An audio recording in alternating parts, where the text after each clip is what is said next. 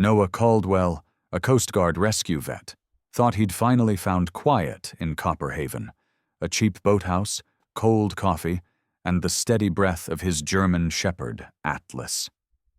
But peace snapped the night after a storm when Atlas drank from the slip, stiffened, and dropped, his powerful body racked by brutal convulsions.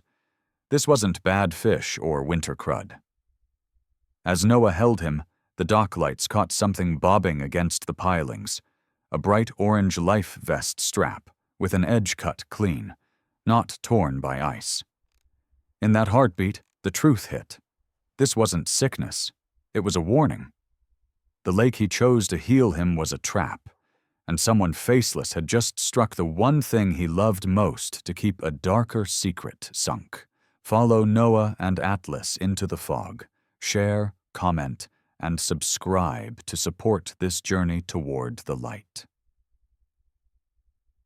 Late February pressed Copperhaven flat against Lake Superior like a thumb on a map, the town breathing in short white threads as the gray water heaved under ribbed ice and the pilings wore collars of salt.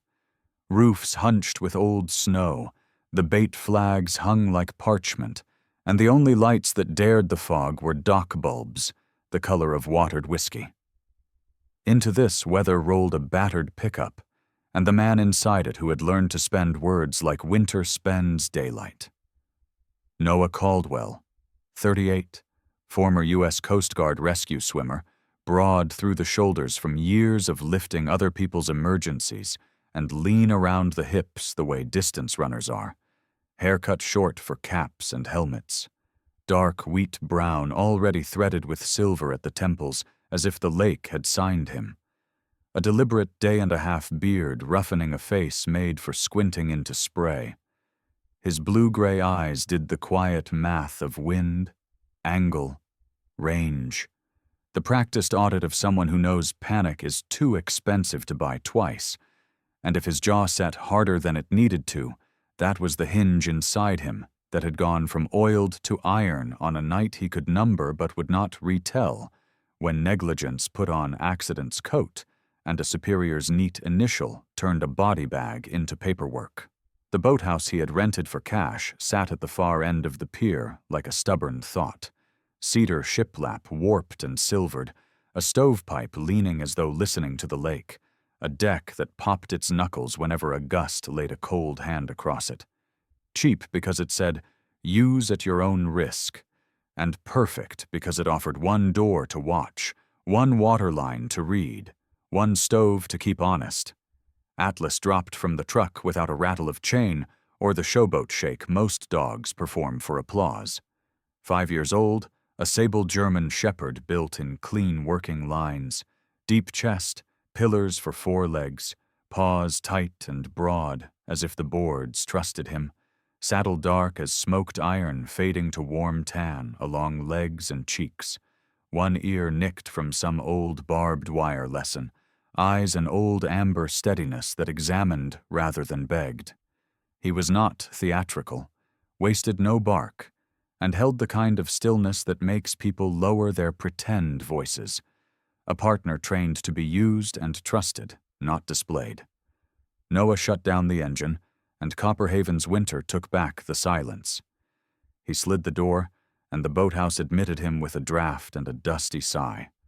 One room, a potbelly stove with more memories than metal, a scarred table cut by knife nicks and ringed by generations of coffee, an orange extension cord coiled like a sleeping snake. He staged what mattered in the order of a man who has slept on piers: stove, fuel, wool, tools, and let the rest ride in boxes, because dusk always charges extra in February. Lake Superior gave a noise like slow iron turning over in its sleep, and the pilings answered with a small knock that felt, absurdly, like the pier tapping, his shoulder to see if he would flinch. Atlas padded to the edge, bracketing a knothole with his paws, lifted his head, and tasted the air with his nose until the air around him went glassy. Noah had learned to watch the dog as if he were a second instrument panel, and so he followed that attention out over the water where fog hung low not like a curtain, but like a tide. Something brushed the pilings, soft, deliberate, twice, and slid. Noah lay full length on the deck, ribs taking the stored chill, arm reaching into the blind space beneath until his fingers found hazard orange and the familiar grit of scuffed plastic. He coaxed it free, a spent flare casing with the threaded collar still on. The smell a faint chemical ghost with a memory of salt. And as he rolled it in his palm, he saw the thing that did not belong. The collar not dulled by winter but bright along a thin shaving where plastic had been pared clean rather than frayed. His thumb felt the difference tools leave. Not the ragged chew of weather, but the keen of intention. The lake plays jokes with trash. The joke here, he thought, was on whoever imagined Superior would finish the work. He set the casing on the table as if it were a word he would need to pronounce again, and laid a glove finger beside it to point at the shaved strip. Breadcrumb logic for his later self when fatigue would try to edit the truth. Then lit the stove, and let the first hum of heat talk the room into remembering it could be human. Outside, the fog lifted for a heartbeat, showing a freighter's shadow or loneliness in the shape of one, and settled. A horn moaned once like a man arguing with his own winter. Tires hissed on salt at the pierhead, and a county truck the color of government beige ghosted through the gray, salt feathering the doors white. The man who stepped down took a beat to square his hat, and another to measure the scene with the rested suspicion of habit before walking the long dock as if it were his hallway at home. Deputy Cole Branson looked like a linebacker who'd grown into his authority without ever letting it go to seed. Broad torso carried with a careful weight, wind-burned pink in the face, narrow-eyed squint under the brim, jaw preferring clean lines, a small crescent scar near the mouth as if a bottle had once offered him a lesson. The khaki uniform fitted him like his own last name. Nothing out of place, utility masquerading as comfort. And when he spoke, the practiced courtesy in his voice sounded like a rule wrapped in neighborliness. "Afternoon," he said, without spending any temperature on the word. "You the new tenant in the Morse place?" Noah supplied the yes required and withheld the handshake Winter and Policy both advise. Atlas shifted a half step forward, a small adjustment that changed the math for anyone thinking of entering the world he guarded. "Cold one to move in?" Branson went on, ledger eyes noting stove, fuel, extension cord, man, dog. "We check on folks early in the season. People get ideas when it's quiet. We like to keep the lake from making fools of optimists." A small placemat smile set itself on his face and sat there. Then his chin tipped toward the bright object on the table. "Storm spits up all kinds of things," he said. "Best to let it go back to the county bucket before it starts looking like a collection." He didn't touch the casing. He triangulated it with Noah's face and the lake and back again, the way a man dials in a location he already intends to remember. Noah let the silence expand until it counted as evidence. Branson filled it, as deficit-averse men do. "What I mean is," he said, resquaring a brim that hadn't moved, "the lake swallows what it ought to. Sometimes it spits. We tend to let it keep what it wants. I'd hate to see you keeping trash liable to become dangerous." His attention flicked to Atlas and made a fractional adjustment. Not warmth so much as recognition that living things alter jurisdiction. "Good dog," he conceded. "Keep him out of trouble and we'll all get along." "I'll mind the stove and the exits," Noah said, choosing the one sentence he could live with out of the three he could have used. Branson granted a single nod to the correctness of that and took his quiet inventory selfie. Man, dog, illegal nothing yet. Curiosity potentially combustible. "Copperhaven's quiet," he added, making the word sound like policy rather than description. "Folks like it that way. If you find something that looks like it belongs to the lake, let it have it. Or let us take it. Friendly advice. The sentence thinned to a blade as the fog filed it down. Then, with the neat finality of a period, and don't keep dangerous trash. The lake swallows what needs swallowing. 2 fingers touched the brim, folksy and stamped in the same gesture, and he walked back the dock without checking his 6. The truck door thumped, the engine grumbled. Beige withdrew into gray. Noah stood a moment longer with the flare casing bright against the dim and the shaved strip under his thumb. Atlas made a sound in his chest that wasn't a growl so much as a note to file. A plate of ice eased against a piling and chimed. The stove answered with a small, approving pop. "We keep what's dangerous," Noah said to the dog, voice low as if telling the room a secret it already knew. "But we keep it smart." Atlas touched the table's leg with his nose like a notary seal, and went to the door to listen to what the lake would say next. Ears tall against the fog's pressure, tail still as a plumb line, while Copper Haven breathed its short white breaths, and February tightened its chainmail another link. Night arrived like a rumor that preferred to be believed, the fog thickening until the boathouse windows reflected nothing but the rooms they framed. The lake beyond became a thought rather than a sight, and Noah learned the creaks of his floorboards, the way a man learns which ribs ache before weather. He had set the flare casing where his thumb could find its shaved edge in the dark, a compass he refused to show anyone, and stoked the stove low so the iron would breathe without talking. Atlas paced a slow figure 8 between door and table, that unshowy, tireless patrol of a working dog marking the borders of his world. Every third pass he paused at the threshold, inhaled with his whole body, then returned to the center as if resetting a clock only he could hear. Outside, the fog moved in long, invisible muscles, and the pier seemed to shorten by half with each hour. Somewhere far off, a bellboy spoke only when the lake insisted. The first sign was not a sound, but a subtraction of it. The frog of the stovepipe's throat fell mute, and the faint grumble of the harbor, those background thuds and can clinks that towns produce even when pretending to sleep, was picked up and put somewhere else. Atlas was already at the window slit, head tilted, ears tall and pointing not outward but inward, like antennae tuned to an engine that had no intention of being found. Noah killed the lamp with 2 fingers and let the room become a shape around him. He moved to the same slit and, because training once taught him to trust his peripherals more than his focus, he let his gaze sit off to the side while his mind listened. The motor didn't growl. It purred, a flattened sound, high and tight as if the exhaust had been forced through cotton, and its pitch climbed not as it neared the pier, but as it trimmed its own breath. No running lights. The fog at his window stayed the same grain of gray.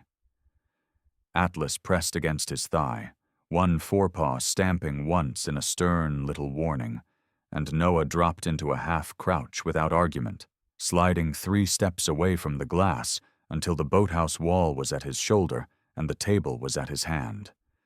The light came like a blade pulled from oil, a sudden silver white that carved the fog, leapt the length of the deck, and laid the room open without warming it.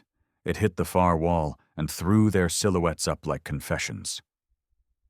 Atlas drove his shoulder against Noah's knee, firm, insistent, not panic but physics, and Noah let himself be muscled to the deeper shadow behind the stove, where the iron's bulk could turn his outline into merely another artifact. The beam grazed the table, slid across the orange extension cord, paused on the dull gleam of the flare casing's collar, and searched as if a human hand were tipping the fog itself to shake out what it carried. There was no hail, no barked authority, only the heartless patience of a predator that knows the thing it wants is curious and lives behind glass. Noah felt the old adrenaline want to spend itself in his forearms and refused it. He counted breathing through his nose. 4 in, 4 held, 4 out, while the light stroked the plywood, the stovepipe, the seam of the door. Atlas did not growl. He placed his front feet wide like a brace and lifted his chin, and the whiteness of the spotlight found his eyes only as 2 small, steady coins. Noah set one hand on the dog's withers and felt muscle not trembling but coiled, a quiet sermon about how not to be moved by what wants you to move. The beam cut off in a heartbeat, and the room fell back into its original honesty. The engine did not throttle up to depart. It edited itself out of the soundscape, faint reverse, a careful idle, then nothing at all. If a boat had prowled them, it chose to be only a rumor again, and if a man had tried to see through wood, he had learned nothing except that wood prefers to remember before it tells. Noah did not relight the lamp. He took the dog's counsel and stayed with the dark until the fog's weight on the door eased and the boathouse resumed its small conversations, settling joists, iron tick, a drop tapping inside the stovepipe like a fingernail thinking. He slept in his watch cap and wool socks under a blanket that had known better winters, boots at the ready like he'd been on call too long to relearn softness. And Atlas settled half under the table, chin to paws, eyes open to the angle of the window slit. Morning arrived pale and apologetic, a smudged coin under cloud. Copperhaven shook itself out in little certainties. Door latches, broom bristles on porch steps, the diner's exhaust drawing bacon into the street, and the fog lifted just enough for the lake to remember its surface. Noah stepped onto the deck and leaned over the rail to read the water, the way a surgeon reads a chart. Lake Superior wore a thin shawl of oil to the south of his pilings, no thicker than a sigh, but bright enough to lay small rainbows across the gray. Oil rainbows make magpies of men. He followed the sheen with his eyes until it vanished under the pier crosspieces and then bent, palms flat on cold boards, to let his nose have the last word. Diesel has a schoolteacher's sting and gasoline a teenager's. What lived here was older and more patient, the faint mineral sweetness of lubricants warming in winter, a whisper of bilge where bilge had no business. Atlas trotted to the corner where current made a faint seam and touched his paw to the puddled slick as if taking a sample to file. He sneezed once, shook his head, and then stared at the lake's skin with an offended scholar's attention. "Yeah," Noah said, voice low to keep from breaking the morning. "I see it too." He could have reported a sheen and been met with a shrug. Lakes cough up films every time a storm reorders memory. He filed it instead, the way he had filed the light and the soft engine and the brief, unearned intimacy of being seen. He poured, coffee like penance, scalding and plain, and wrote the wind in a pocket notebook whose cover had been waterproofed by everything but intention. Overnight from the northeast, line 36 to 40 knots between gusts, gusts higher. Shift at 2-something, call it 240, to east by northeast, slackening toward dawn. Current on the outer wall stubbornly southwest, despite all that bluster, which meant the harbor mouth had been pushing instead of swallowing. He drew a simple map on a paper napkin. Pier angle, boathouse position, piling numbers he'd chalked himself. Then marked the oil's shimmer as a long gray almond. Atlas lay at his feet and made that small rumble he uses for thinking and hunger both. Noah flipped his phone out of habit, found signal as scant as virtue on a bad night, and lifted it anyway for the community bulletin the county posted when the weather felt like a meeting.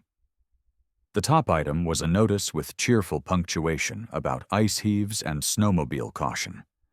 The second was a line that picked the scab he'd been refusing to scratch. Maple Star, local commercial permit S117, declared a total loss offshore overnight after striking shelf ice while under tow to the yard. No injuries reported. Debris expected along the outer wall. Avoid collection. A canned paragraph of sympathy followed, along with the suggestion that any found items be surrendered to the harbor master's office during business hours. Noah didn't know Maple Star as a hull, but he knew the story she had been given, and everything in the wording was wrong for the night he had. Shelf ice, where the report said assumed location would have been building along the North Curve after a week like this, but the wind's shift and the stubborn set of the current argued for a different drift pattern altogether. Undertow to the yard suggested a line from somewhere sensible to somewhere obvious, but the invisible boat that had shaved light into his room had not been pulling any such honesty behind it. And then there was the noise, or the lack of it. Men towing casualties at night can't hide their manners. Radios click, tow lines hum, and even careful engines make announcements. Last night's visitor had trimmed its own lungs, used a spotlight in fog to look closer at a man it did not hail, and then erased itself. He tapped the table once with his thumb knuckle and watched Atlas's ears notch toward him. "They're selling bad weather as bad luck," he said, "and somebody else is buying the story." The harbor master, by custom if not jurisdiction, was a woman named Luann Pike, who wore her hair in a no-nonsense braid that could pull a trailer and kept a pencil behind an ear that had learned to ignore men explaining boats to her. Late 30s, 5'7" and double socks, face weathered to a healthy varnish from years of waking up before the coffee did. She had the sort of shoulders that made Carhart look tailored, and a voice with a rasp of yard dust, kind to children and impatient with anyone who called a line a rope. When Noah walked into the office, a squat shack with a glass window that had known more elbows than Windex, she looked up from a clipboard and did the small head tilt locals use to place a new shape on their mental break wall. "Morning," she said, which meant, "What's your business, and is it going to make lunch late?" "Caldwell," he said. "Boathouse on Morse's End." "Pike," she returned, tapping the name embroidered over her pocket to save him from pretending he'd read it. "If you're here about slush or ice heaves, the answer is yes, we got 'em." "I'm here about the bulletin on Maple Star," he said. "Undertow, shelf ice, debris expected along the outer wall." "That's the line," she said. No spin, no apology. Up close he could see a pale scar laddering up from her wrist, where a winch cable had tried to teach her a lesson and failed to finish the job. Her eyes were lake gray and direct. "If you find something that belongs to her, don't keep it. Insurance gets itchy." "You have a tow log?" Noah asked. "Tow name? Origin? Time through the mouth?" Luann's pencil paused above its checklist in a way that had nothing to do with what was on it. "Paperwork's coming in dirty this morning. Radio was messy last night with the wind. It happens."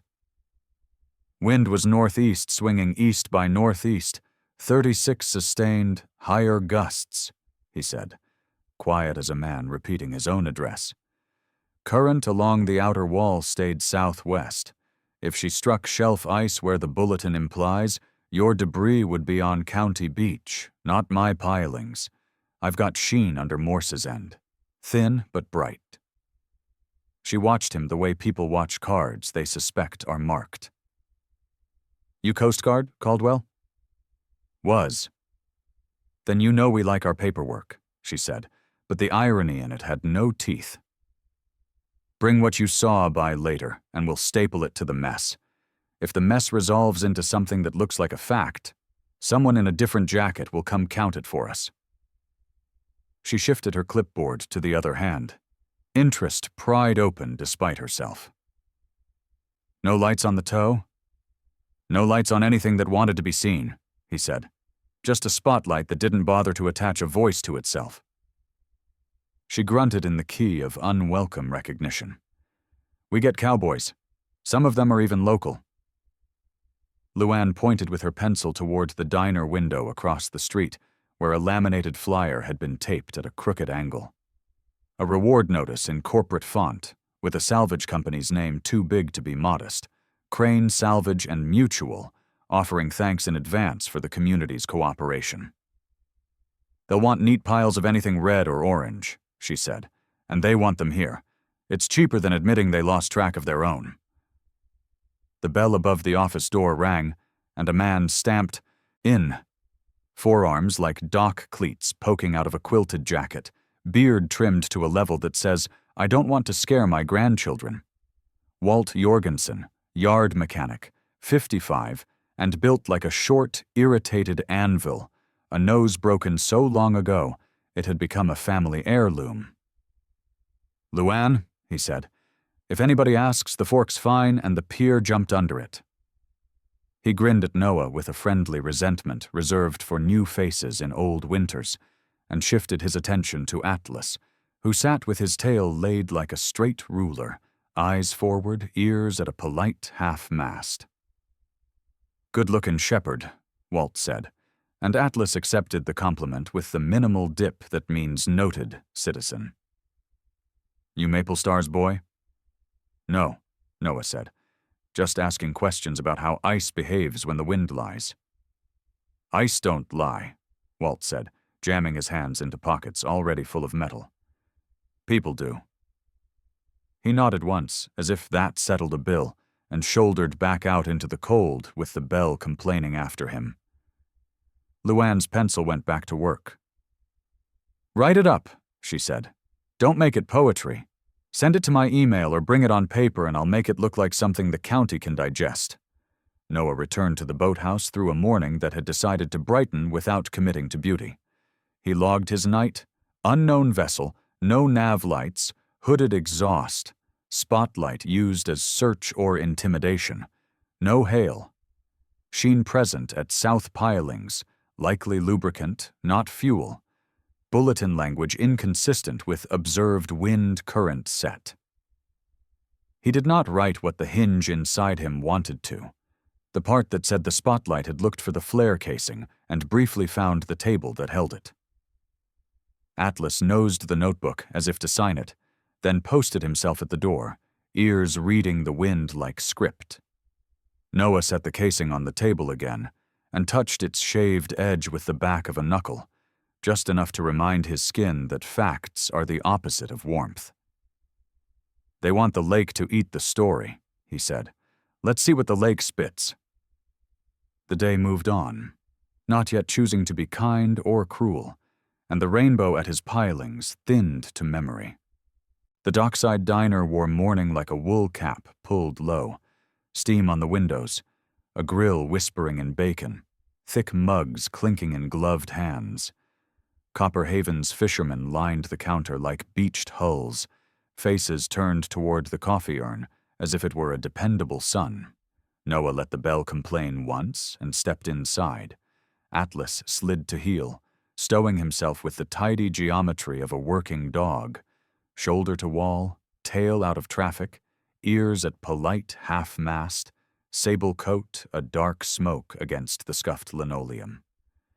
The waitress, Loretta, according to a square badge, was mid-50s, compact and steady, gray close-crop hair giving her the look of a lighthouse that had outlasted storms.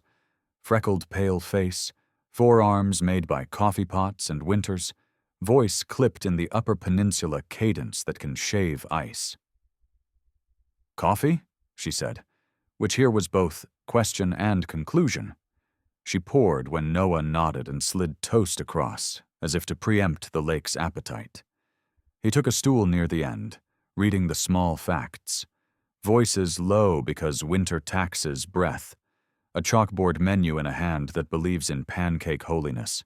A corkboard of church suppers, and a laminated salvage flyer he'd already seen at the harbor master's. Atlas exhaled once through his nose, filed the room's honest odors, fat, coffee, wool, and put his chin on his paws to wait for the future to announce itself. It did in the shape of a man who smelled of iron river water and machine oil, a fellow who took stubborn engines personally. He slid onto the opposite stool with tide-slow inevitability. Hank Petrowski was 67 by admission and older by his hands, big-knuckled, fingertips nicked pale where steel had asked its questions. Just under 6 feet in boots, but larger for taking space honestly. Shoulders square as a bulkhead, back straight as a plumb line. Hair mostly iron gray receding to a widower's peak he never apologized for. A short practical beard kept his jawline honest. Lake gray eyes set deep under sun-bleached brows. An old, properly reset break put a small knuckle in the nose as a reminder. His shop coat under overcast flannel had surrendered to 1,000 washes. When he spoke, there was a rasp earned between engine bays and frozen rails. Men along the counter greeted him by name, with Winter's solemn nods. He returned them all with the neat ledger of a bookkeeper who knows which debts are mutual. Loretta set him a mug and toast with the brisk tenderness of ritual, then arched an eyebrow at Noah to ask if the radio should go louder. Noah answered by placing his folded napkin map on the counter, rotating it for strangers to become allies. Atlas rose, tested Hank's scent along the air. Diesel, cedar shavings, iron, and lay so his flank touched the toe of Hank's boot, a working dog's quiet selection of a lighthouse. Hank's mouth moved a millimeter toward softness. "He's picky," Noah said. "He's right," Hank returned, and it was unclear whether he meant the dog's judgment or the habit itself. "You're Caldwell. More send. Coast Guard once," he went on. Not quite a question, as if cataloging a new hull on his mental pier line. "And you're Hank," Noah said. The older man grunted Copper Haven for pleased to meet you without wasting heat. Noah slid the napkin map closer. The pier angles he'd sketched, piling numbers chalked onto cedar, a shaded almond where a daylight rainbow had slicked under his pilings. "Last night," he said, "no nav lights, muffled exhaust, a spotlight probing my walls. This morning, thin oil under my south pilings. Bulletin claims Maple Star struck shelf ice while under tow to the yard. Overnight wind northeast swinging N. Current set southwest along the outer wall. That story doesn't behave." Hank drank, set his mug down, and leaned on his elbows like a man holding a chart half water, half memory. "Maple Star hasn't any business striking ice at K-12, he said, giving the dock number the weight of kin. "Not this time of year, not with that wind, not if the helm had 1 ounce of Copper Haven in it. You don't hit Bacalhau in your own kitchen." He tapped Noah's shading. "That's a leaker's greeting, not a shelf kiss." "Explain the kitchen," Noah said. "Bottom tucks there," Hank said, voice darkening as invited past and present overlapped. "Throws funny chop when the wind's wrong. Any kid who got his first skiff here can thread it blind with a sleeping baby on his shoulder. If Maple Star hit ice at K-12 in February, then I'm a bishop." "And you're not," Noah said. "Only on Fridays." Atlas shifted more weight to Hank's boot, notarizing the alliance. Loretta refilled cups like Tide and tossed a glance that asked whether eggs were wanted. 2 identical headshakes, and she vanished, satisfied that caffeine was the meal. "Town'll buy the bulletin because it's warm, not because it's true," Hank said. "Warm is good in February. Truth can wait till March. But waterworkers know the difference between luck and story." He tipped his chin at the laminated flyer on the corkboard, the logo of Crane Salvage and Mutual big enough to be a sale. "You saw that." "Harbormaster's window," Noah said. "Looks eager." Hank's mouth tightened. "Crane pays fast, smiles faster, and leaves folks owing a favor they can't count. Meredith Crane wears a good coat and talks like she's telling you the best news you ever heard. Smells like fresh paint on rotten wood. Watch them." It came not as threat, but benediction to a man who'd already chosen a place to stand. "What do they tow?" Noah asked. "Whatever's broke enough to be made to look broke earlier," Hank said. "Some honest, plenty not." The diner did its liturgy. Kid in a snowmobile jacket counting quarters, deckhands debating carburetors in bored tones, the bell admitting and dismissing weather. "You got charts?" Noah asked. "Old ones," Hank said, and pride rang in old. Wind roses, current scribbles, bottom notes. Pencil from before the county decided a laminated pamphlet could replace memory. Richard Sterling, Star's old captain before new money, kept some. He and I traded drawings like kids swap baseball cards. The name put a chip in the air. Neither man said dead when a name would do. "Bring them tonight," Noah said. "My place." Hank looked at Atlas, then the map, then the pale light beyond the glass, as if consulting an older ledger. He nodded once. "Sundown. I'll cook something that'll make your teeth forgive you for living here." He dug a chewed pencil from a pocket and, on Noah's napkin, sketched a thin S-shaped line no official chart carries behind a rotting boathouse back toward the yard. A winter shortcut that exists only for those born to it. "If you need to get from here to there without being seen by a man who thinks he owns seeing," he said, "slip this. Shallow left after 3 days north wind. Favor the right bank past the rusted bollard." He tapped once more. "K-12 never sank a Copperhaven boat in February. Remember that when they try to rent you a story." He slid exact change under his mug, caught Loretta's eye with a fingertip salute. "Put the boys' breakfast on the fisherman's account." When she snorted, he added, "I mean the dog. He's working." Fresh flakes began to sift outside, erasing footprints that had planned to last till noon. Noah folded the napkin with the care of pocketing a passport. Atlas rose as if tugged by a shared string. At the door, Hank paused without turning. "Sundown," he said again. "And Caldwell?" "Yeah." "Crane Salvage isn't the lake," Hank said. "It doesn't swallow, it collects." He stepped into whitening air, shopcoat flaring like a small sail catching a private wind. Noah watched him go, felt the napkin's small weight alive in his pocket, scratched the nick where Atlas's ear folded, and said, "You chose well." The shepherd flicked an ear in the departing man's direction, as if to say, "Obviously." Outside, the smell of the lake threaded the street the way truth threads gossip, thin, undeniable, headed where it wasn't invited. Dawn came thin and metallic, a blade rinsed in ash, and Copperhaven's pier teeth showed dark in the half-light as Noah eased along the planks toward K-12, with Atlas padding silent at his knee. The lake breathed a slow, iron breath, ice collars tinked at the pilings, and the fog had thinned to gauze so that distance looked like a promise rather than a threat. He had slept lightly, the way men do when the mind keeps a finger between 2 pages, and before first light he'd folded Hank's penciled shortcut into his breast pocket and slipped the skiff from its tie like a borrowed thought. Now, with the motor barely above a murmur, he'd cut across the leeward side of the harbor and nosed into the narrow apron of water that locals called the kitchen, K-12, where bottom tucked in, chop ran tricky on a wrong wind, and, according to Hank's certainty, nobody with Copperhaven in his bones hit Baccalieu in February.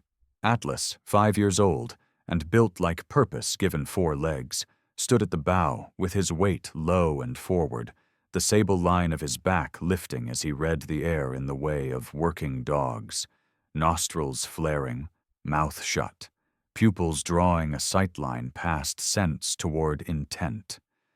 He was no ornament. His ears toggled, then fixed, then toggled again, and finally settled into that strict, forward-facing attention Noah had learned meant, "Go there." Noah lifted off throttle and let the skiff ghost until the water's skin showed him its seams.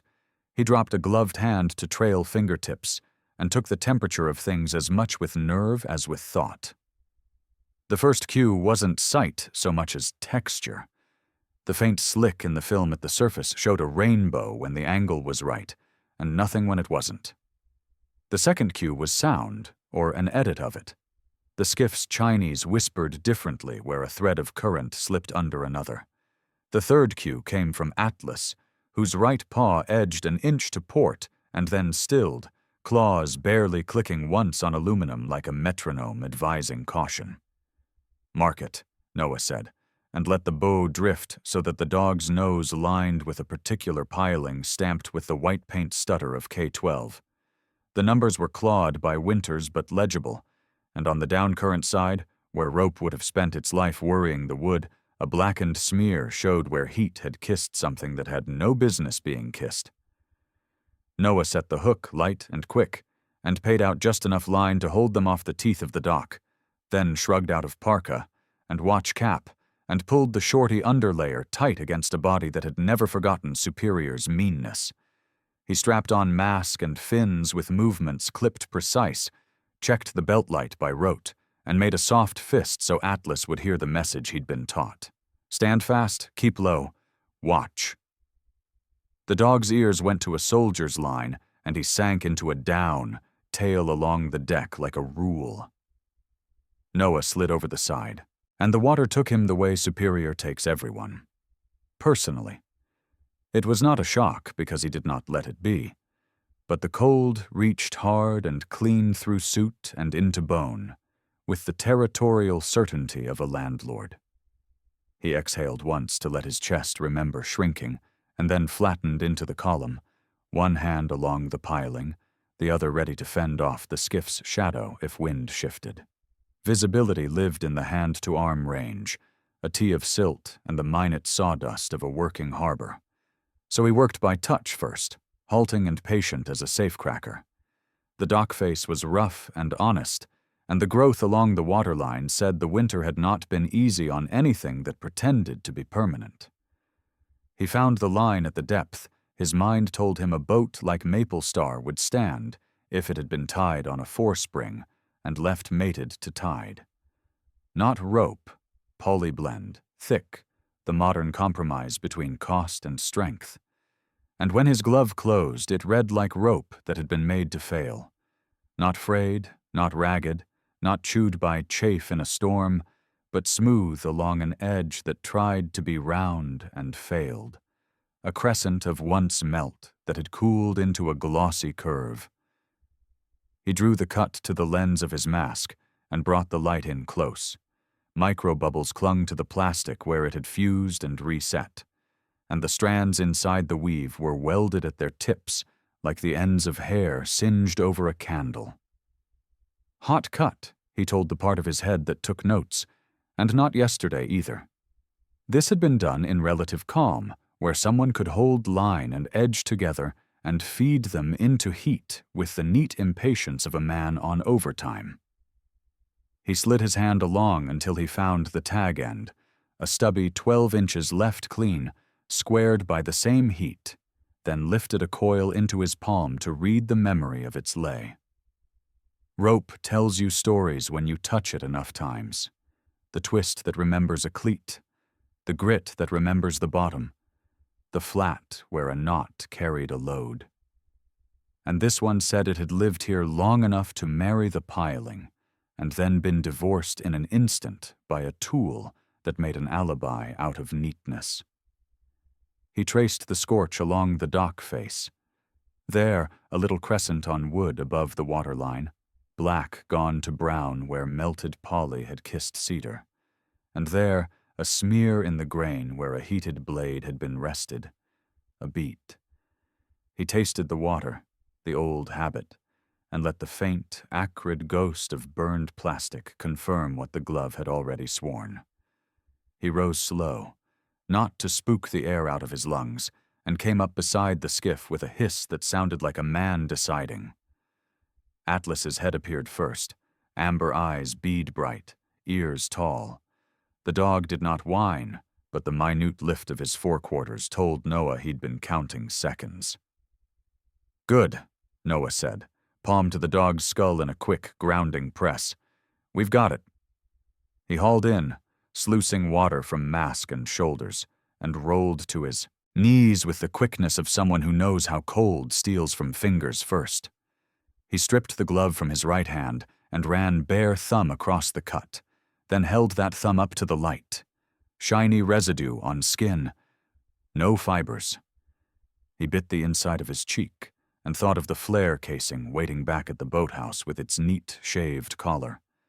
Clean tool, deliberate hand, same appetite for turning chance into narrative, and felt the hinge inside him settle another tooth toward locked. The skiff rocked, a gull laughed somewhere in a voice like a rusted hinge, and a single snowflake took the foolish risk of landing on the blackened smear and became nothing immediately. Noah took a photo on his phone because evidence not written down and pictured might as well be a memory, and then worked a short section of the hot-cut line free with a sailor's knife, slicing 2 inches back from the glossy edge so he could keep both the cut and the story that led into it. He bagged it in a sandwich zip and slid the bag into the inner pocket that held Hank's napkin map, like putting 2 witnesses side by side. He could have called the harbor master right then, but he heard Luann's practical voice in his head. "Bring what you saw by later. Staple it to the mess. Let the county digest." He looked around to be sure he had not built an audience. The harbor at this hour offered only a man-shaped shadow far down the pier that could have been a bundled walker or a piling that had decided to look like one. At the yard end, a forklift beeped twice and did not appear, and the diner vent sent up its bacon confession to the low sky. Noah set a boot to the throttle and let the skiff idle a lazy circle so he could sight lines from the cut to the mouth of the harbor. The wind had slacked to a steady east by northeast whisper, and the current along the wall still slid southwest, as if remembering last night. Any vessel under tow that had struck shelf ice where the county bulletin wished would have painted her rainbow on the opposite shore. His mouth tightened out of habit rather than emotion. It was his face's way of filing. Atlas shook once, shoulders to tail, controlled, sending a constellation of cold dots into the gray, which in their partnership meant decision reached, next move. "Next move," Noah said, echoing it, and let the skiff point home for heat and paper and Hank's sundown appointment, where a coil of old pencil lines would meet a piece of new plastic truth. The lake, which is nobody's friend and everybody's teacher, lay like hammered pewter under the brightening day, and K-12 kept its own counsel now that it had given up one of its smaller secrets. The truth might not float, Noah thought, but sometimes it clings to pilings and waits for a man with cold hands and a stubborn dog. By late afternoon, the sky had cooled to dull zinc, and the lake had put on its hammered look again, pewter scuffed by a patient hand. Noah ran a palm over the sealed bag in his pocket, the short section of hot-cut line from K-12, then set it beside the flare casing on the scarred table, like 2 teeth pulled from the same jaw. Atlas tracked the doorway as if the jams carried weather. Every few beats his ears tilted, recalibrating. The county truck announced itself with the hiss of salt on tires and the soft clack of a door shut with care. Deputy Cole Branson came up the pier at a pace meant to read as neighborly, hat square, jaw freshly outlined by a razor that respected his rank. In daylight he looked even more like a man the town used as a level, torso broad, coat zipped to regulation neatness, windburn fresh enough to suggest he had not hidden from the day's cold. That small crescent scar by his mouth made him seem perpetually on the verge of a half-smile that never learned warmth. "Safety check," he said, making the words sound like a routine that had always existed. He stepped into the boathouse with the casual authority of an owner inspecting a rental, eyes counting stove, cord, extinguisher, exits, and, in a swift, unacknowledged flick, the table where bright orange plastic lay beside the bagged gray line. Atlas rose in a single smooth movement and stationed himself 3 feet from Branson's thigh, head level, the polite, unmistakable placement of a barrier with a heartbeat. The dog didn't growl, which made the message cleaner. "You're heating low." Branson observed, touching the stove with the back of a knuckle, as if to measure not warmth, but obedience. Good. Wind's backing east. Makes funny eddies at the mouth when it does. He offered it like a tip rather than like information Noah had been charting since dawn. He asked for nothing. Instead, he advised, the way men do, who prefer shaping to asking. Phone service drops stupid when we get this sort of overcast, he said, as if thinking out loud. Tower on the ridge gets a glaze and it's a string and 2 cans until the sun decides to forgive us. You need anything urgent, you hail the office on VHF. If the radio's gone, you walk. Better yet, don't need anything urgent. He smiled the paper placemat smile and let it vanish before it had to mean anything. Noah nodded the sort of nod that admits a sound has been made. Branson's gaze brushed the evidence on the table a second time, and for a moment something unkind and calculating went through his eyes like a fish just under ice. Then he tipped his hat brim with 2 fingers, turned on his heel with Parade Square economy, and left the boathouse smelling faintly of cologne that had changed its mind about being expensive. The truck's engine unspooled and faded. Atlas listened to the space the man had left, and then, as if stamping the room back to their measure, made one soft huff. Evening drew in early, and unearned. Clouds came down like low ceilings, and the lake quieted to a breath that could have been sleep if you didn't know better. Noah wrote out a short report for Luann Pike. Time, location, description of the hot cut. Slipped it with the photo into a freezer bag and laid it under the table plank he used as an improvised hide. He checked the skiff by habit, seating fuel line fittings with a twist and a tug, tapping the primer bulb till it grew firm, sniffing the bilge for the blood-iron tang of gas. Atlas sat with his chest square to the boat's transom, watching the ritual as if committing it to memory. He was the kind of dog, Noah thought, who would know the difference between the smell of gasoline and the sound of it. Twilight made a half-hearted attempt at a color and failed. The boathouse took on that cavernous tone of places where a single lamp has to do the work of architecture. Noah lit the lamp low and went to grind coffee, the small domesticity steadying as a metronome. That was when Atlas gave 2 short, clipped barks. No flourish, just the compressed syllables their training had assigned to one meaning. Danger. Here. Now. Before the second bark had finished, the shepherd had pivoted hard to the skiff and pointed his muzzle like an arrow at the engine well. His forepaws danced once on the deck, an odd, precise step that meant move fast but think faster. Noah's hand reached the lamp first and spun the wick down to nothing. Darkness came back like a friend, and his other hand was already on the fuel shutoff under the gunnel. The valve stuck half a degree shy of closed, a hesitation that did not belong to well-kept hardware, and his fingers came away slick. He lifted them to his nose. Gasoline, not much, but fresh and wrong. Atlas snapped his head to the wall where the breaker box sat, ears speared forward, and flicked a glance back at Noah.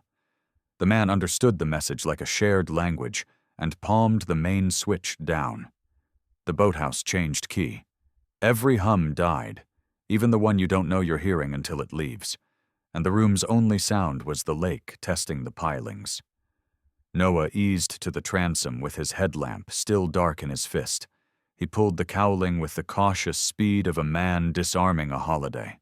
A single hose clamp gleamed with damp where it had been backed off a few threads. The fuel line wore a tiny smile of a cut near its belly, the kind a careful blade makes when the hand behind it believes in almost. A smear of something oily, kerosene by the smell, all wet wick and patience, shone on the inside of the cowling where it would have waited for vapors to marry a spark and tell a bad story fast. Someone had come while he had been reading the sky and left the sort of gift that liked to be opened with a starter switch. Noah pinched the line above the wound, slid a clean section past the clamp, and cinched it until his wrist knew the feel of enough. He wiped kerosene, with a rag, and then stuffed the rag into a coffee can with its own lid. He knew what the liquid liked to do if you gave it air and embarrassment at once. Atlas had returned to the door seam, body long, ears at that alert half-mast that means the world outside has changed temperature. Across the fog came the memory of a motor trimmed thin, then gone, then near again, like someone practicing an exit. Noah stayed dark. He opened the small louvered vent to let the room's breath trade itself for cleaner air, and waited, hands quiet, pulse threaded into the dog's stillness. The spotlight arrived without preamble, a swift white blade cutting the fog's belly and spilling brightness across the deck.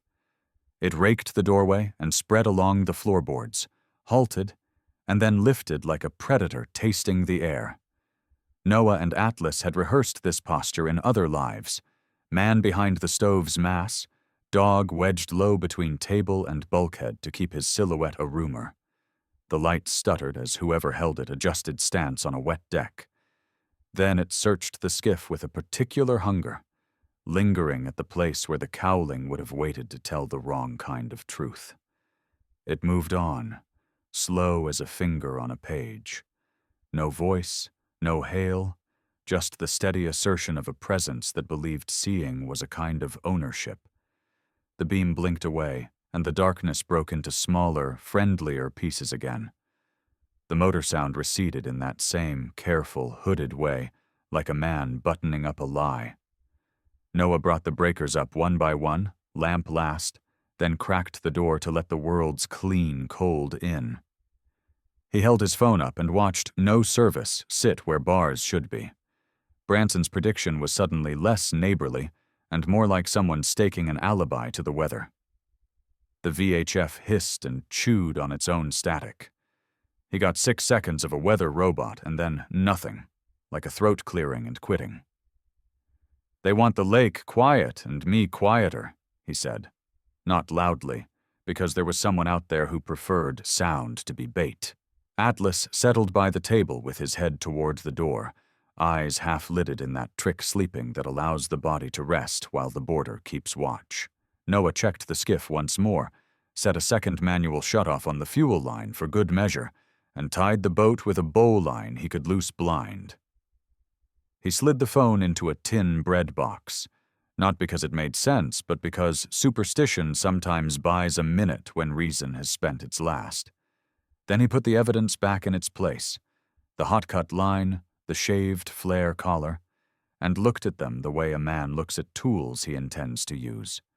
Outside the fog thickened to milk, the pier lights smudged halos into it, and distant somewhere a forklift beeped again without showing itself, as if the town were practicing being a rumor. The net had drawn in, road by truck, water by quiet boat, signal by weather or will. Someone was cutting lines and writing bulletins and tightening valves. Someone wanted the lake to swallow a story and wanted him to drink silence.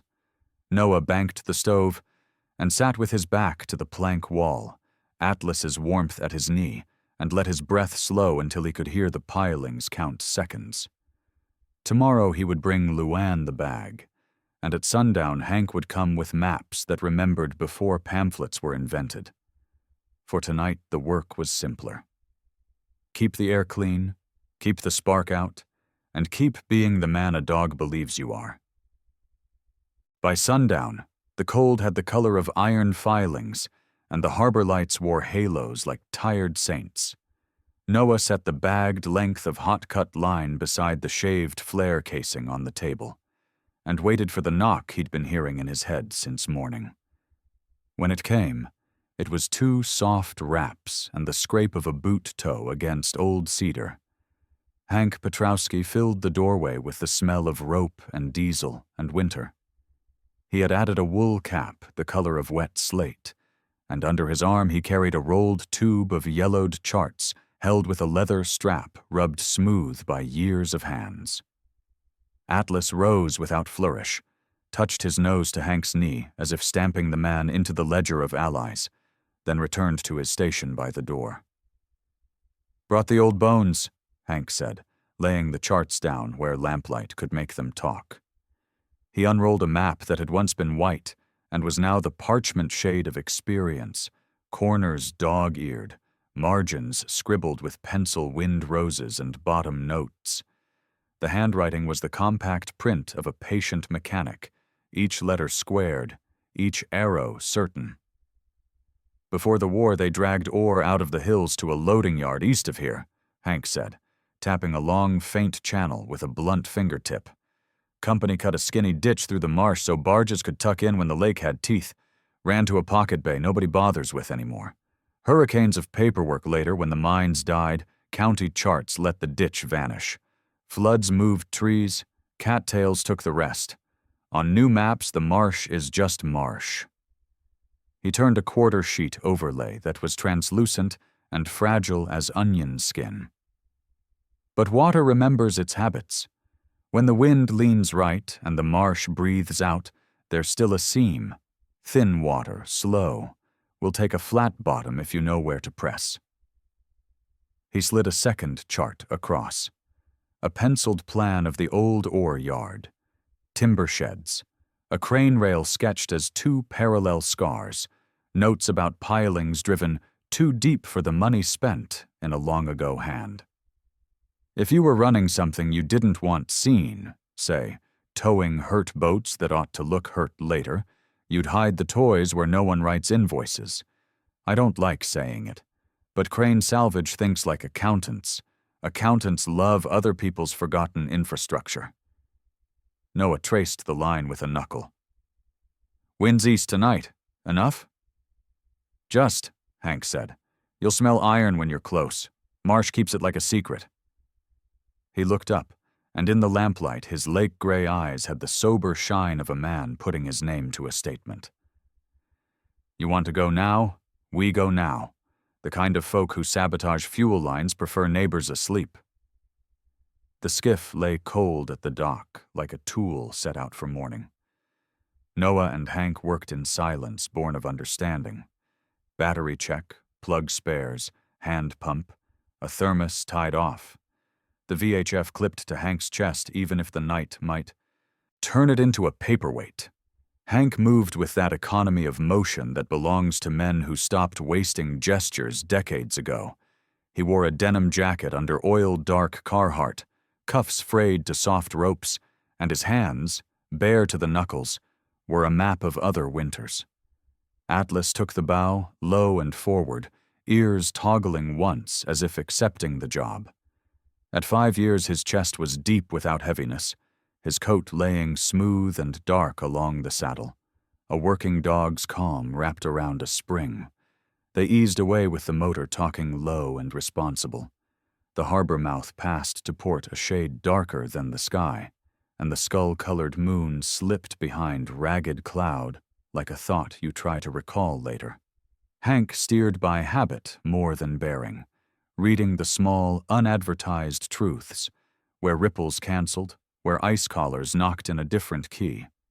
And Noah kept the beam of a hooded flashlight on the water, 2 boat lengths ahead, not searching so much as asking. The marsh met them as a wall of cattail and frozen reed, their winter husks whispering against each other when the wind pressed. From shore the plants sounded like paper, from the water like fabric. Hank cut the throttle until the engine's breath was more idea than noise, and pointed with his chin toward a section of bank that looked like every other. There, he said. Should be a cold seam. Atlas rose a half-inch and inhaled in that total body way of his, nostrils flaring, mouth shut. He turned his head left. No, right, no, and then locked it on a slit of darkness where the cattails leaned just so. He gave a small chuff, not bark, not whine, but the syllable he reserved for found it. Take it, Noah said, and Hank bumped them ahead with the smallest touch. The channel took the skiff grudgingly at first, as if testing their sincerity. Stems scraped along aluminum. Dry seed heads ticked at sleeves, and then the resistance eased and the water's skin changed temperature under Noah's palm.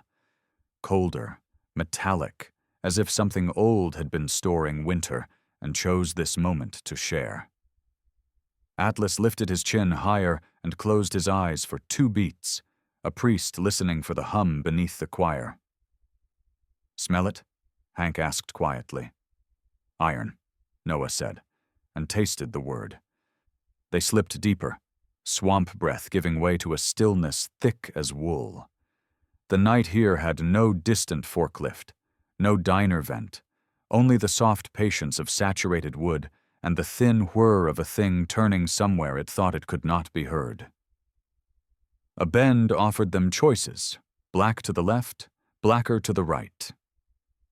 Atlas shifted his weight toward the darker lane and pointed his ears as if they were instruments. Noah nodded, and Hank followed the dog. The seam opened like a zipper being pulled. Reeds fell away to a pool of water as flat and black as a pupil. On the far bank, half swallowed by willow and thyme, rose the shape of a building that had tried hard to become a memory, and failed. The old ore yard's timber shed hunched there, its board and batten walls gone green with moss where damp clung longest, the roof patched with sheets of tin that caught the faintest light and gave it back reluctantly. Along one side ran a pair of rusted rails sunk in a trestle, a crane track, that led to a squat iron carriage frozen midway as if stopped by a thought. The carriage's hook dangled at shoulder height, a tongue of dark metal in the cold. The air hummed, barely, an insect thinness, and on that hum rode the clean, dry smell of generator exhaust moderated by fresh snow. Under the shed's lip were 3 shapes the color of tarps in denial, low, long, muscled like greyhounds, high-powered riverboats, or lake racers by their bones. Their bows wore the modest snub of work boats, but the rise of the transoms said speed, and the way they were tucked, nose in, props out of view, said secrecy rather than storage. A 4th tarp, smaller, bulged in the corner with an inventory of neat rectangles like crate tops. Beside it a stack of jerry cans stood in a rank 4 deep, their caps new red. Noah and Hank let the skiff drift, so inertia rather than choice carried them past the opening. Atlas sank until his chin was on the gunwale, every line of him saying still. Noah raised the binoculars that lived in his jacket, the lenses filled with timber grain, then tarp texture, then, on a shelf in the shed's back, a row of plastic canisters labeled with stencils, absorbent, and beside them a spill kit open and half-used. He tracked right. A bulletin board with pinned slips, a calendar 2 months behind showing a beach none of them would ever care to stand on, and a clipped stack of insurance forms with the upper left corner chewed as if by an anxious set of teeth. Hank breathed once through his nose, a sound that carried a lifetime of professional disdain. "Mutual," he said. Quiet, naming the salvage company like a diagnosis. "They keep things tidy so the mess looks accidental." The generator's note lifted a hair, then settled.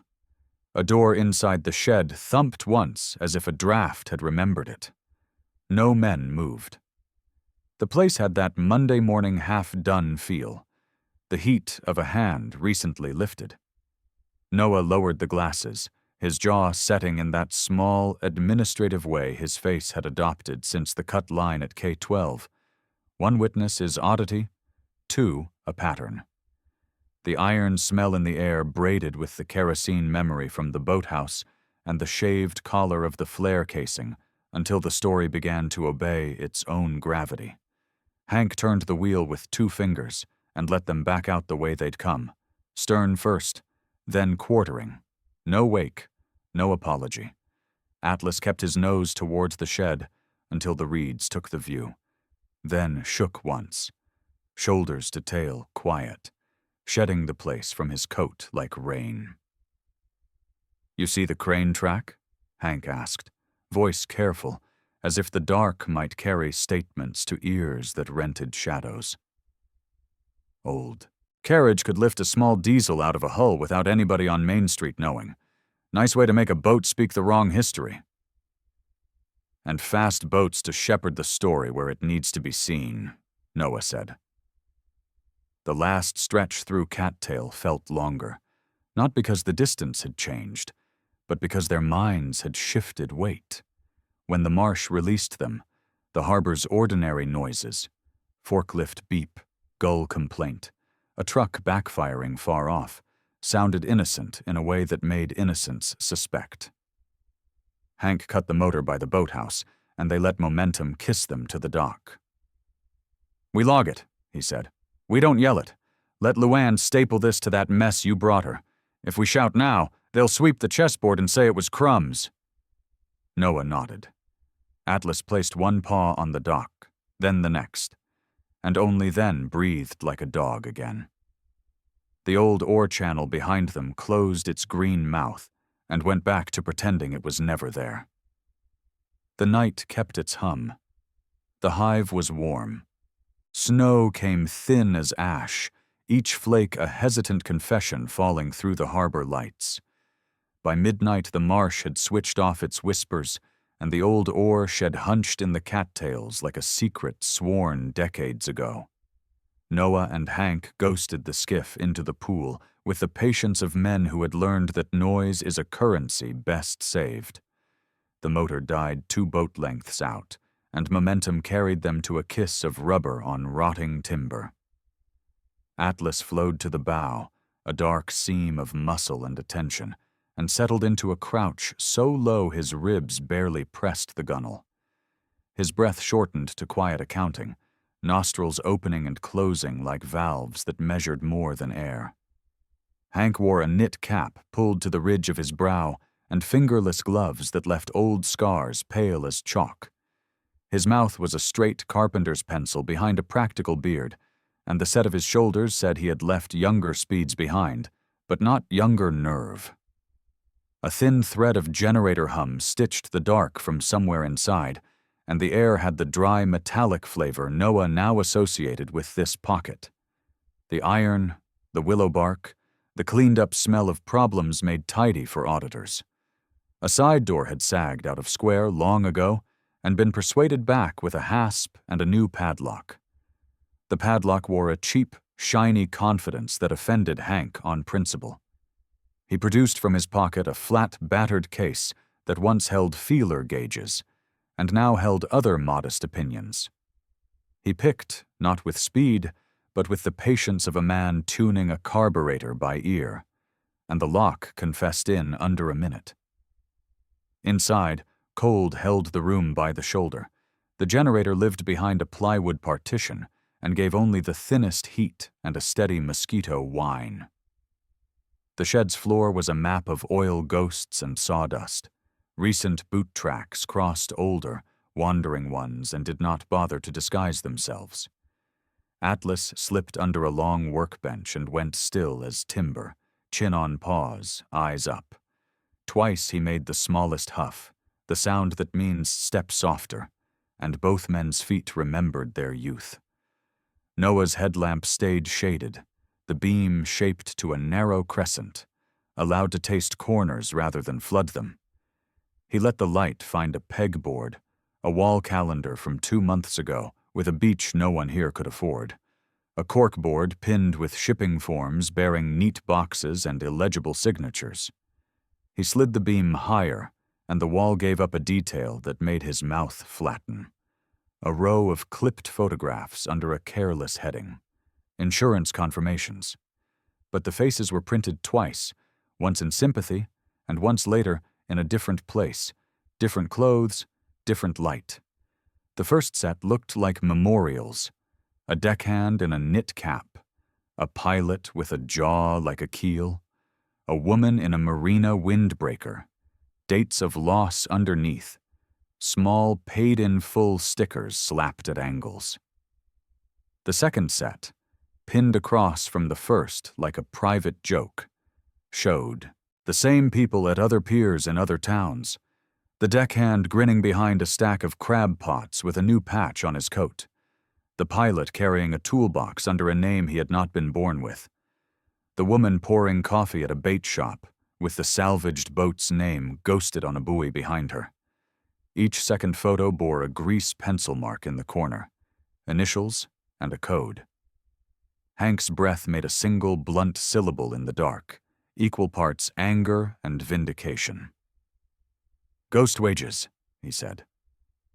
Noah lifted a small spiral notebook from beneath a phone that had been nailed to the wall like a stuffed fish. He set it down again and let the light find the desk near the partition where an accountant's understanding of the universe had been allowed to breed. The ledger was there, a fat, cloth-bound book with edges fretted by anxious fingers, its spine bruised by the weight of arithmetic. He opened it with the care of an ordnance man and found columns that would have made a theologian lose faith.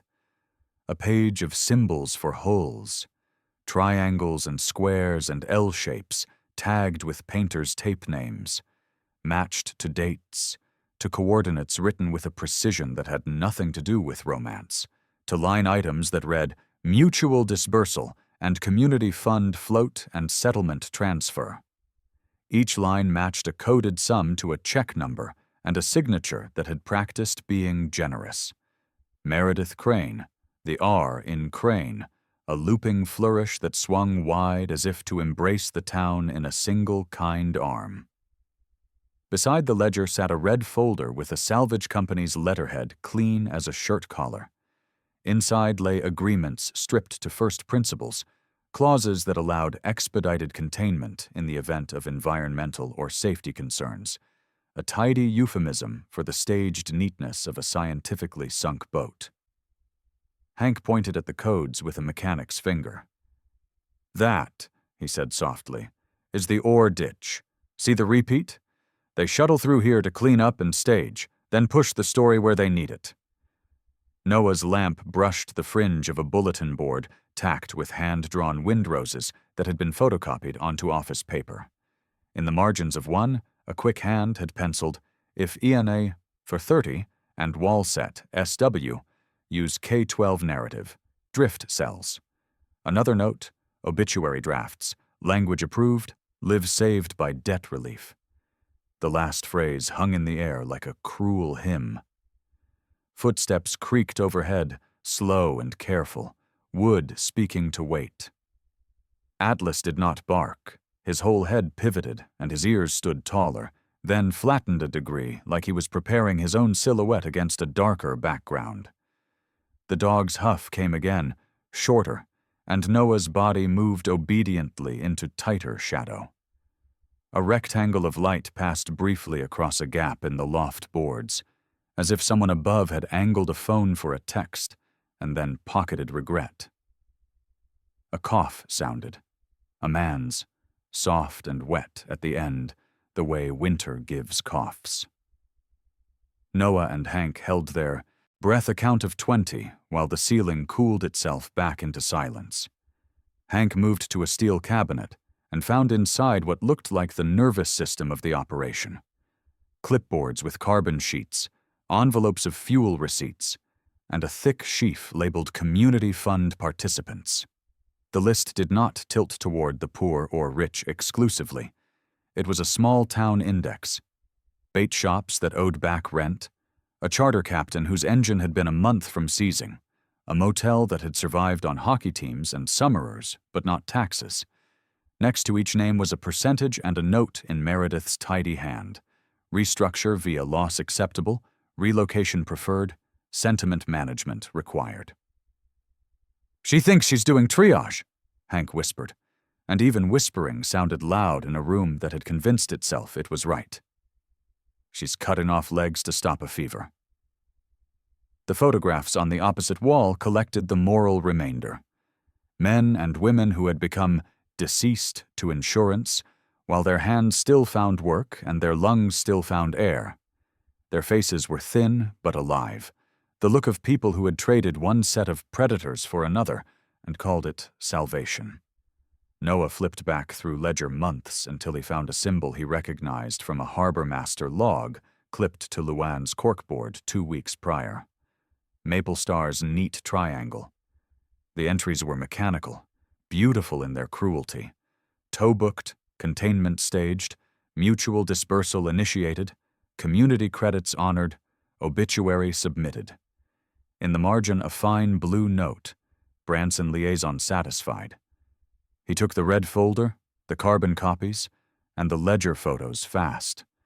Flat shots without flash, the lamp hooded to a seam. He photographed the wall of ghosts twice, once wide, once tight enough to catch the grease pencil initials in the corners. Hank slid a handful of Windrose printouts into his jacket, eyes on the ceiling gap. The stairs off the partition groaned once. A figure crossed the top briefly in that drifting way people move when they think a room is still an empty idea. Noah saw a silhouette he did not know. Medium height, coat bulked by down, a knit cap pulled low, shoulders hunched with the poor posture of someone who lives inside other people's expectations. And then the shadow was gone. Atlas's nose told him more. The dog's nostrils pinched, then widened, then pinched. He sneezed silently, the way dogs do when a scent pinches bitter. Cigarette smoke fresh on wool, cheap cologne, and the tin staleness of someone who sleeps in a car when the night runs out of road. Not Meredith Crane, then. The ledger had given them her signature, but not her perfume. On a side desk lay glossy trifold brochures with Meredith's face on the inside panel.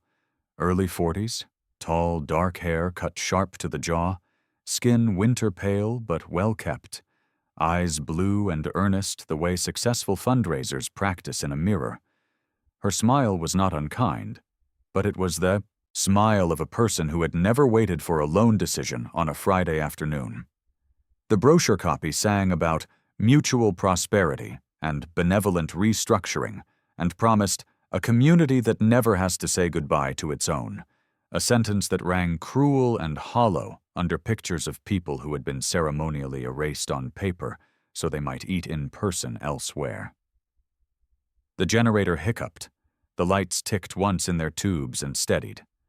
Hank touched Noah's elbow and jerked his chin toward the door.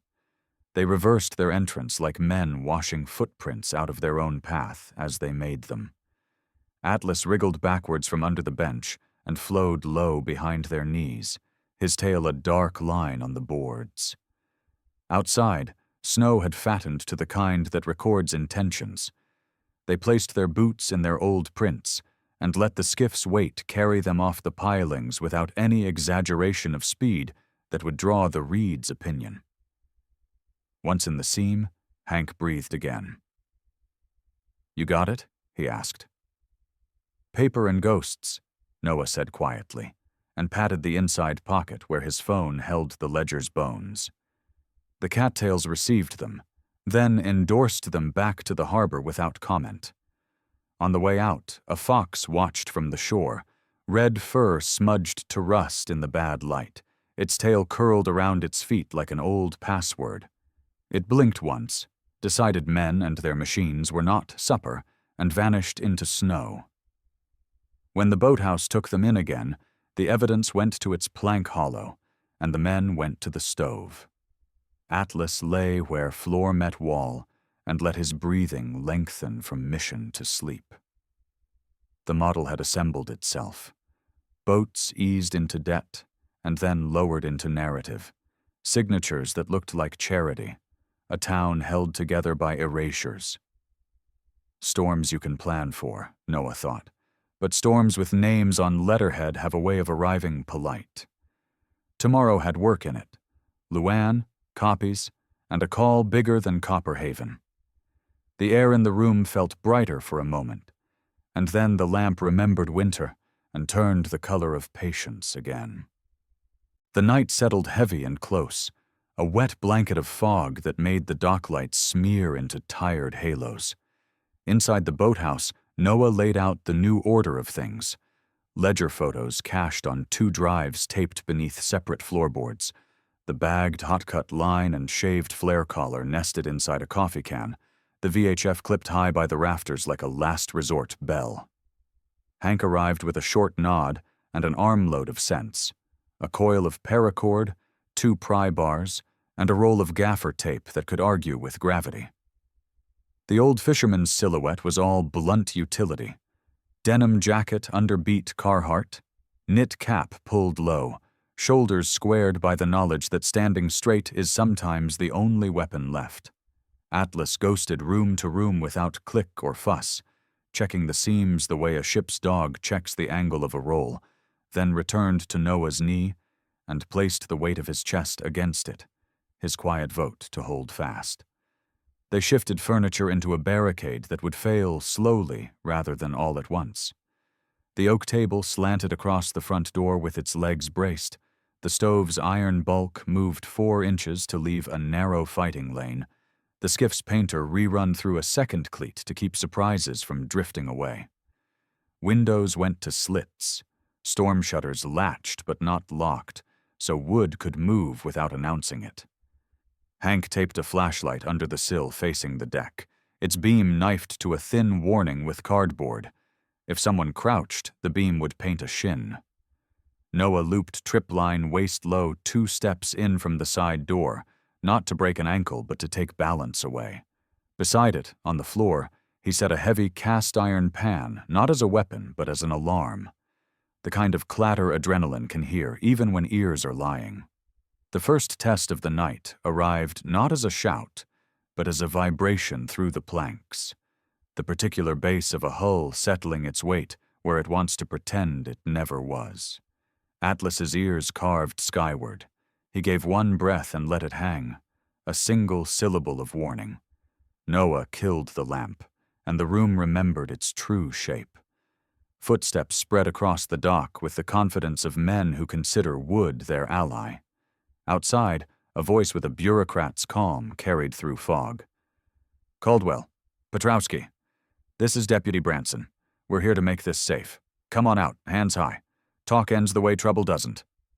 Branson's tone had picked up a velvet lining since afternoon, but the scaffold underneath was steel.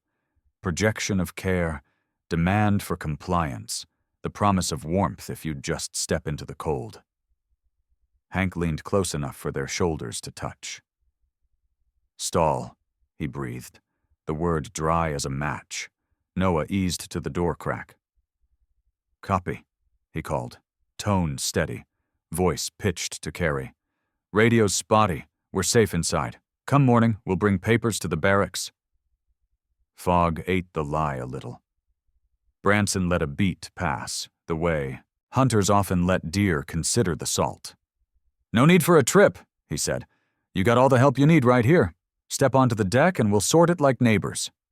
While they spoke, a second set of sounds tried to learn invisibility. Light feet on the boathouse's lee side, the brush of a jacket against shiplap, the quiet patience of a man feeling for a hasp in the dark. Atlas's head turned with the slow precision of a compass needle and stopped at the side door seam. He did not growl. He inhaled, then exhaled through his nose like a smith's bellows, and the hair along his shoulders rose 1 grain at a time. The side latch gave a slow complaint. A narrow silhouette slid in, a man built for slipping, not shoving, medium height and ropey, coat zipped tight over a runner's chest, knit cap pulled low, a beardless jaw that had learned to press flat when orders felt wrong, but obedience was a habit. His hands wore nitrile gloves under fingerless wool, a thief's compromise between grip and nerve.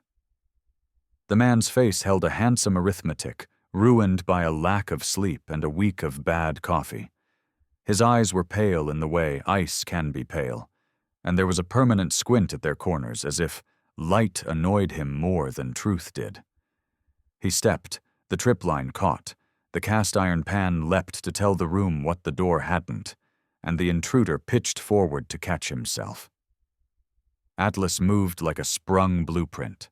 1 clean launch, chest to shoulder, no flash of teeth, no frantic bark, only force delivered with professional mercy.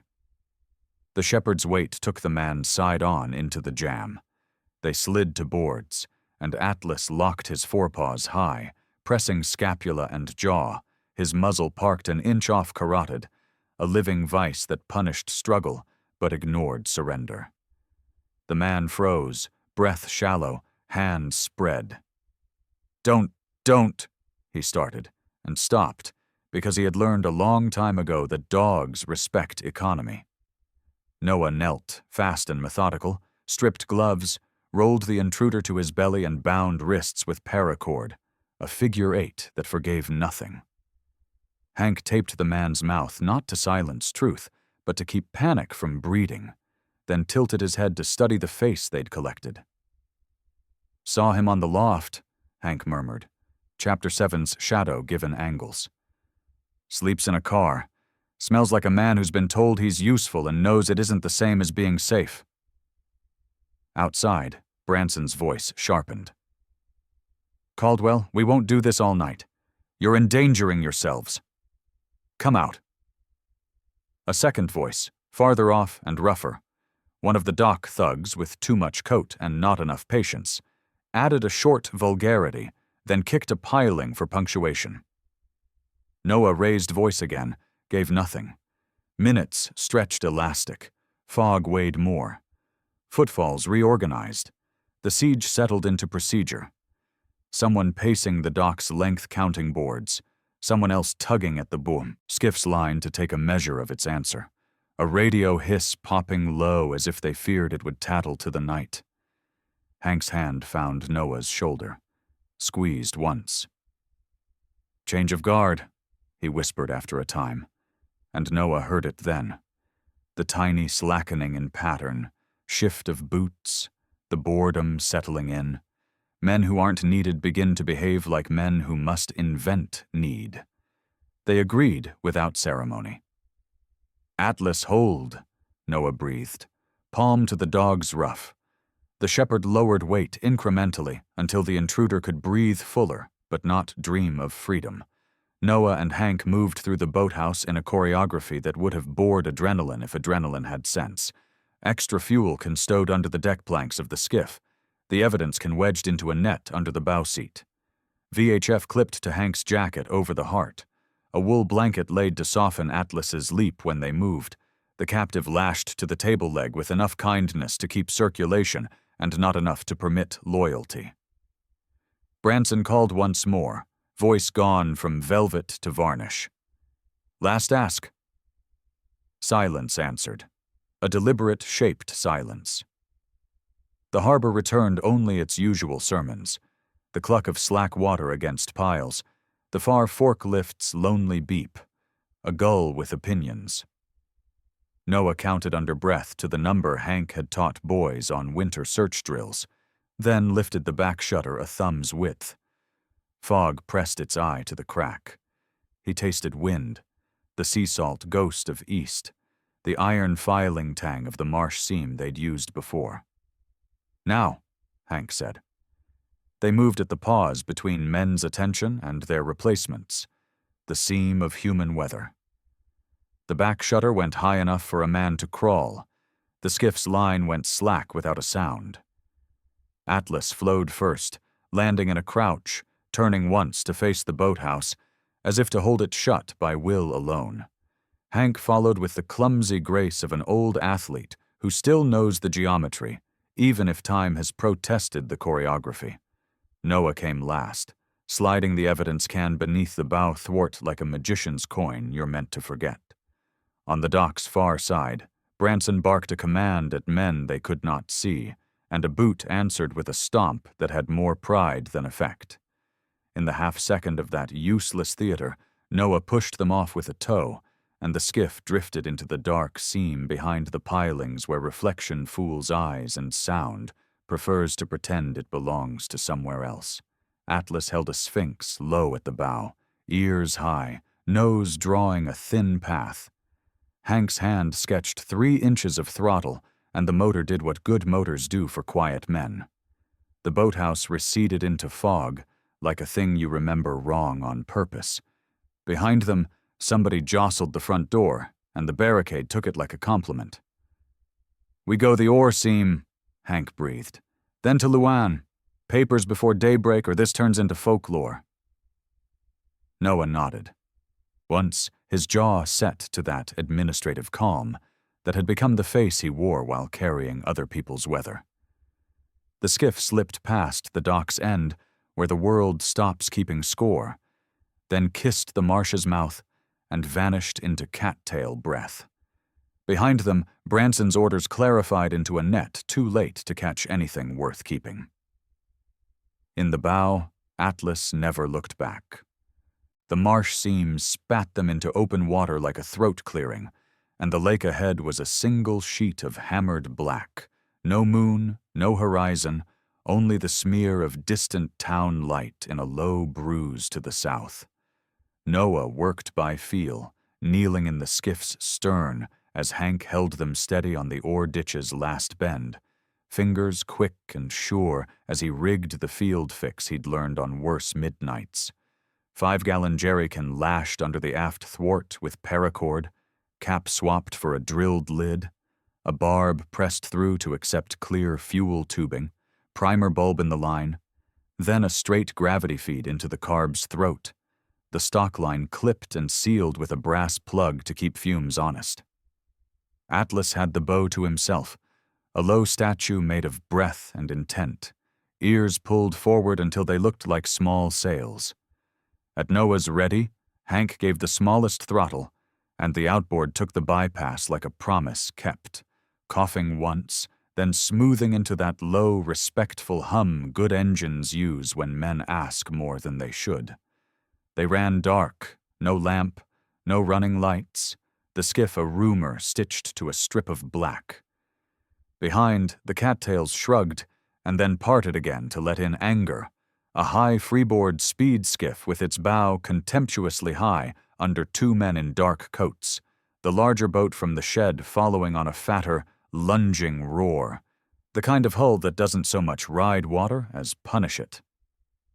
Hank aimed not for the harbor mouth, but for the unlit trough between a line of outer crib pilings and a stitch of shelf ice, the seam that keeps honest pilots awake and dispatchers busy. The first pursuer chose the direct line, like a man late for supper. "He thinks wide water means wide choices," Hank muttered, voice a dry splinter. Noah cracked the primer bulb twice, feed steady, and kept one hand braced on the fuel can to feel it slosh as if it were a heartbeat he could steady by will. The bypass was ugly, but it worked, gravity and stubbornness carrying them toward the bruise of Marquette's lights. The first impact came not from a hull, but from sound. The Predator's engine piling its noise onto theirs until the two became one pressure in the ribs. Atlas stood taller then, shoulders rolled forward, weight low, and gave 2 clipped barks that hit the night like punctuation. Here, now. A grapnel sailed in a shallow arc from the second boat, a workman's throw, the 3-prong hook clanging to bite the skiff's gunwale and skid. Hank jerked the wheel hard and the hook skittered, drawing a bright scratch instead of a bite. The second pass wasn't a throw. It was an intention to board. The bigger man rose at the lip of their pursuer, boots spread wide, a steel gaff in his hands, shoulders like stacked lumber under a coat too thin for honest work.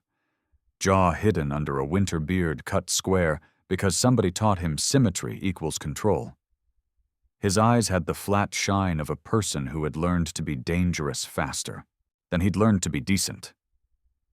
He swung down to hook the skiff's rail, the gaff's shank hissing through cold air.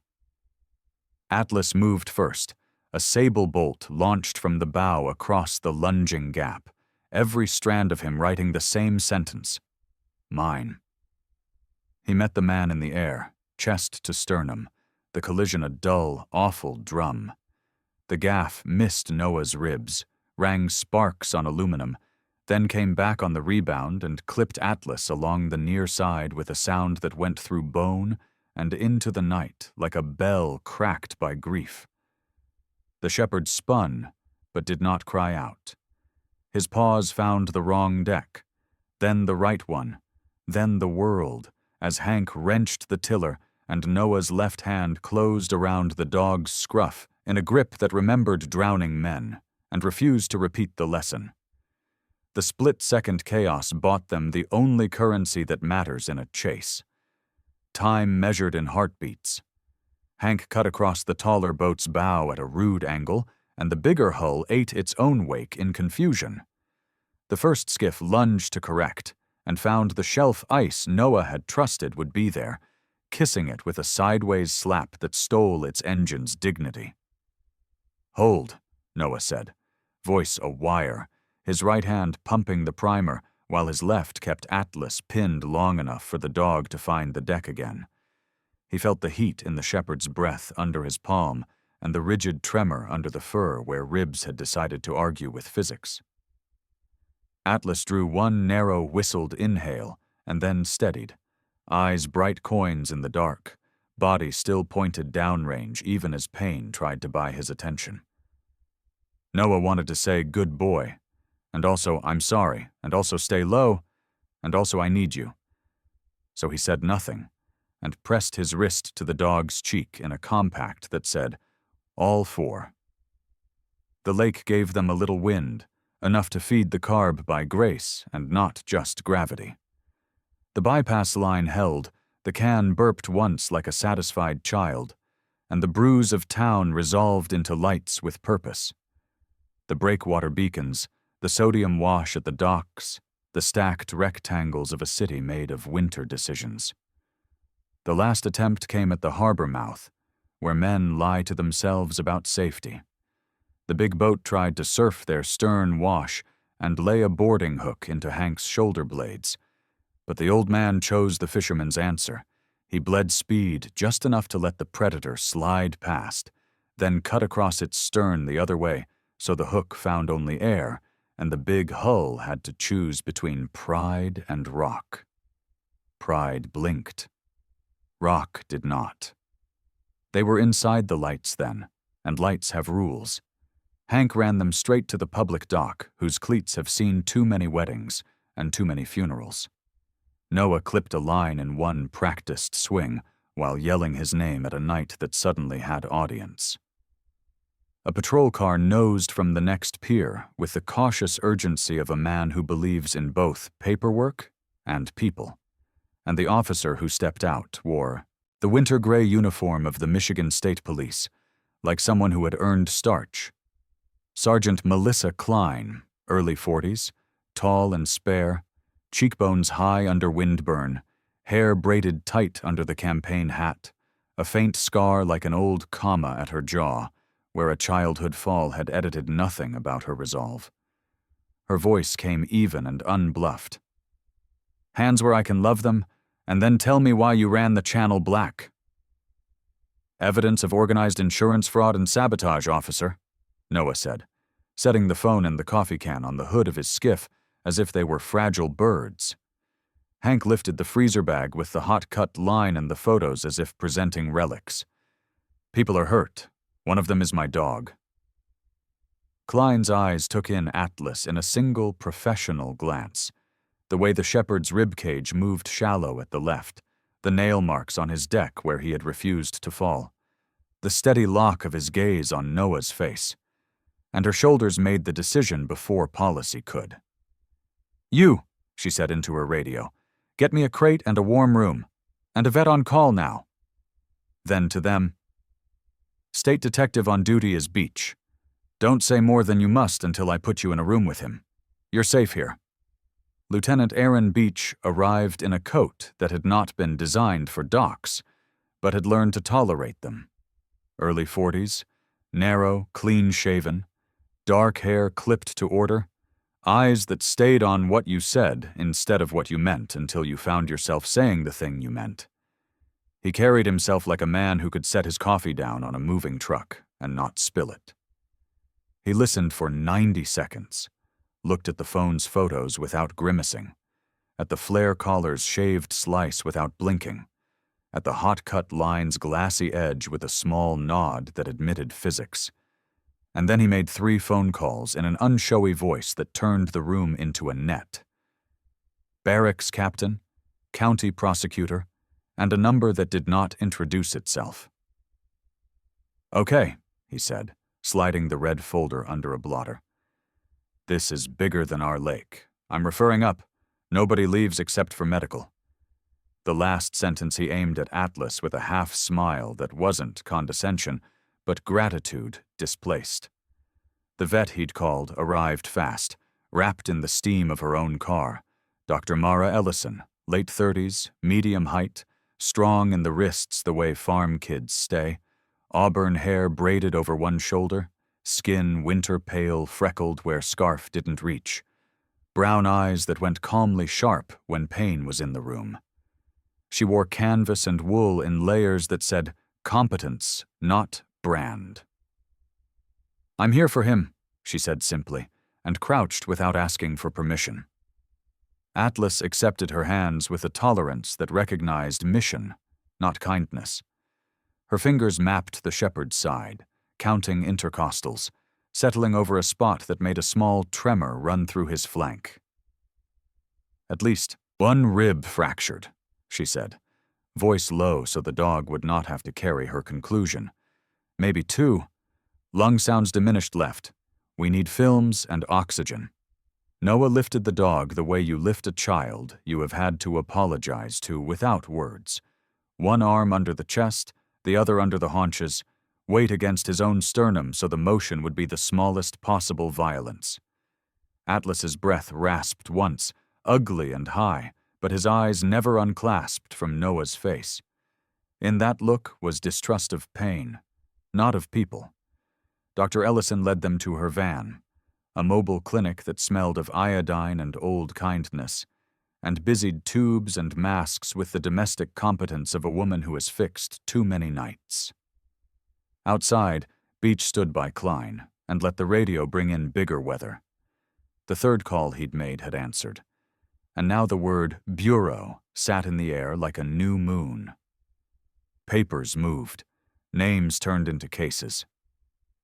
Noah, one hand on Atlas's paw under a clear mask fogging with each rattled inhale, felt the weight shift inside his chest.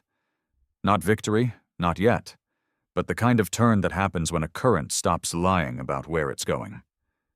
He said nothing because there was nothing that would not break inside the saying.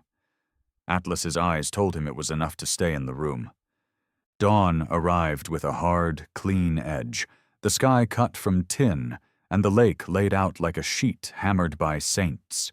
Squad boats shouldered the black water in a crescent, blue strobes ghosted by fog, and on the nearest deck a woman in a bureau parka stood squared to the morning like a verdict.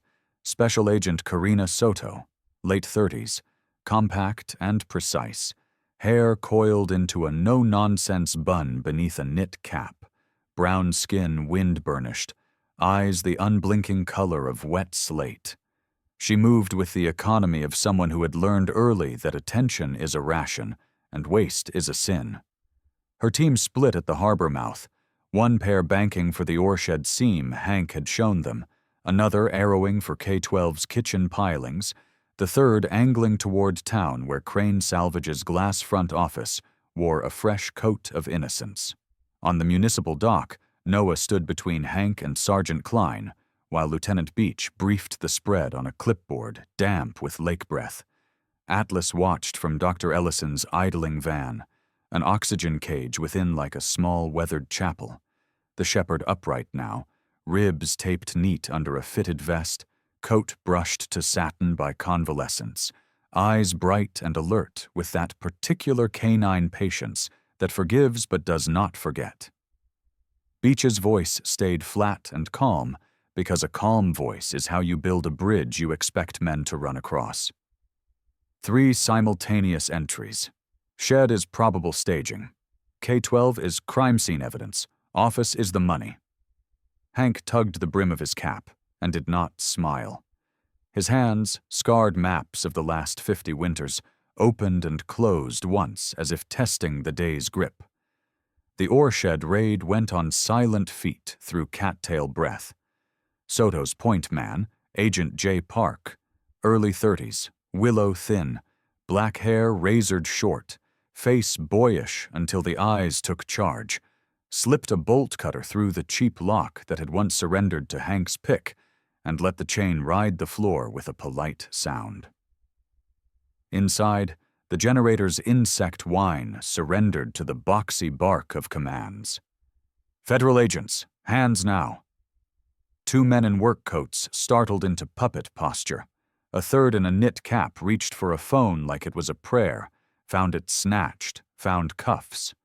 The high-powered skiffs under tarps blinked into evidence as labels, serials, and the warm smell of staged stories, and the ledger wall, photos of the departed grinning alive in other ports, was preserved in a wide forensic photograph that turned jokes to statements.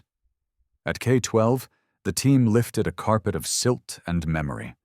Scorched piling grain, fused polystrands, a tool mark on cedar blackened to a crescent. Agents swabbed, bagged, flagged, and the lake's kitchen surrendered its heat scar like a reluctant witness. In town, glass gleamed, and a receptionist with good cheekbones and a cardigan the color of approachable money blinked at the line of jackets filling her lobby. Behind her, the door bearing Meredith Crane, managing, director opened on a woman built for rooms that listened. Meredith in winter charcoal, tall, dark hair set with the exactitude of practiced control, jawline clean as a plum cut, blue eyes bright as if lit from a generous cause. She did not flinch. She assessed. "You're early," she said, a half smile that tried to turn the morning into a meeting. Soto's badge answered first because metal must speak before mouths. "Search warrant. Step aside." Meredith read the paper fast, a lifetime of deal clauses making her lips move, then lifted her chin a degree and turned the full theater of her voice to the agents and to the town that would hear about this by lunch. "I've been saving this place from banks and despair," she said, and she was very good at sounding like a hymn. "What you call fraud, we call triage. Superior's cold enough to wash a slate clean, and I've given families a second water to cross." Beach, standing shoulder to shoulder with Soto, did not argue because argument is how myths put on armor. The agents instead opened drawers and lifted files, downloaded servers and printed out seasons of benevolence dressed as arithmetic. Meredith watched the ledger in hands not her own, and felt a private quiver run under her blouse that didn't reach her face. She placed her palms on her desk in a way that made the wood seem guilty for holding them up. "You think your way is kinder?" she asked, soft now, and for a heartbeat Noah could hear the real woman inside the architecture. The kid from a lakeside house who learned too early that money was a weather you could drown in even on shore. "I offered mercy nobody else could afford." "You offered funerals to living people," Beach said evenly. "That's not mercy, that's paperwork with a body count." Outside, the day brightened to a steel-blue clarity that felt like instruction. At the dock, Branson arrived in his county truck on a timing that pretended coincidence and wore his uniform like it might save him. He put the half-smile on, and it slid off against Klein's stare.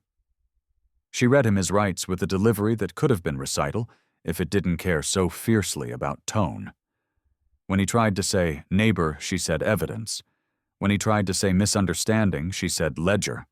When he tried to say help, she said sabotage. And the word made his face sallow.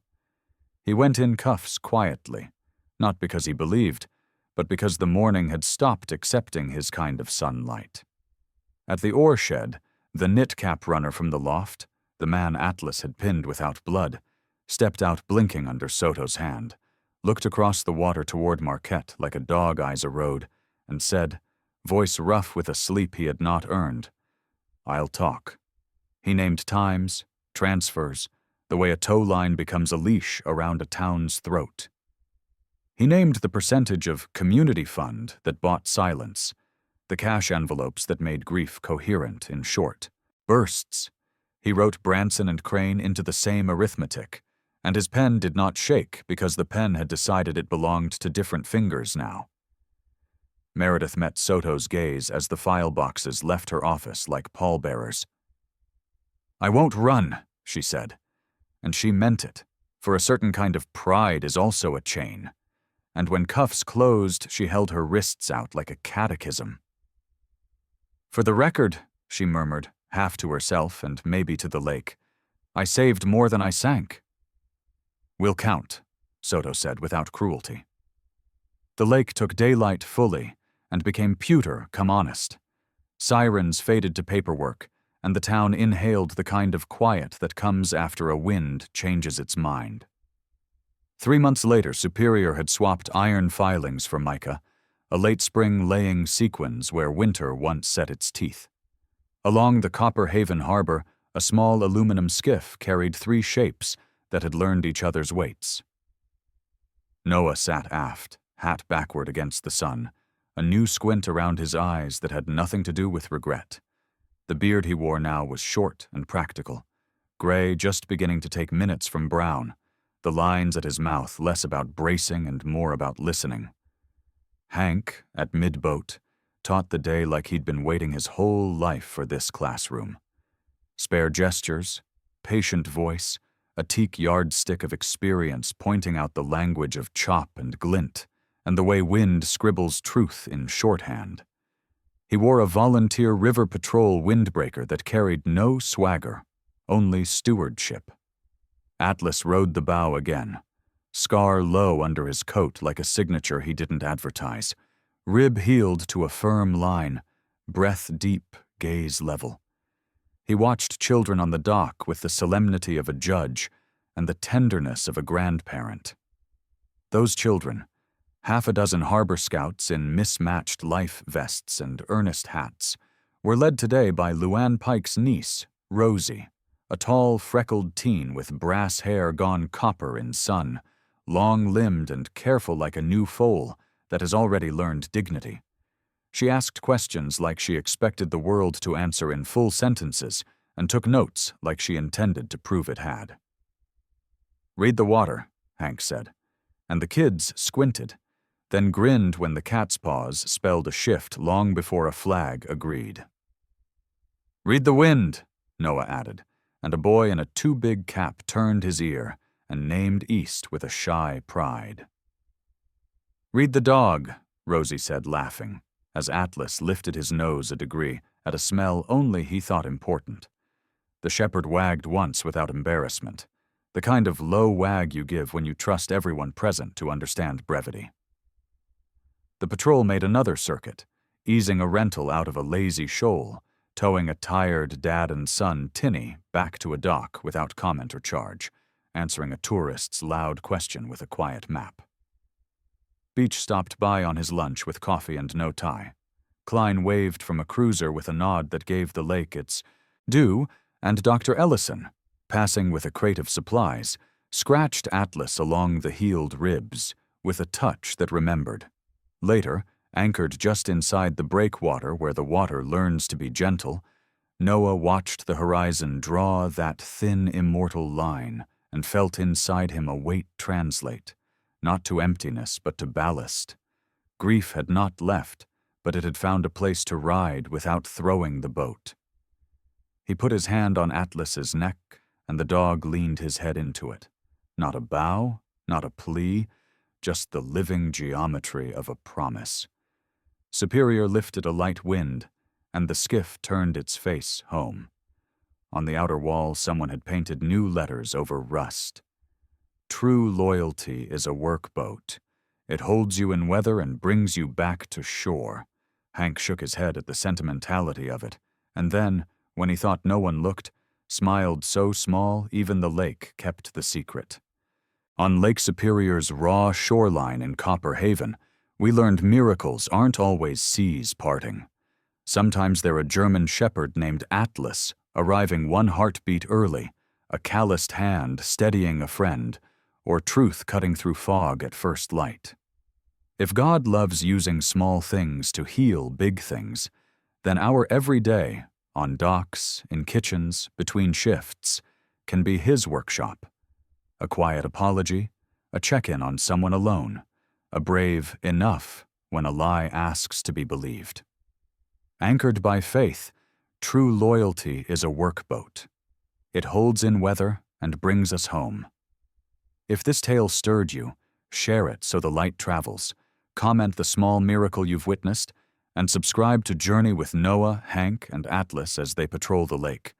Tow the tired back to safe harbor and teach kids to read wind and water. May God bless you and yours. Calm for rough nights, mended quiet fractures, and a new morning at your door where courage meets kindness and the small becomes miraculous. Amen.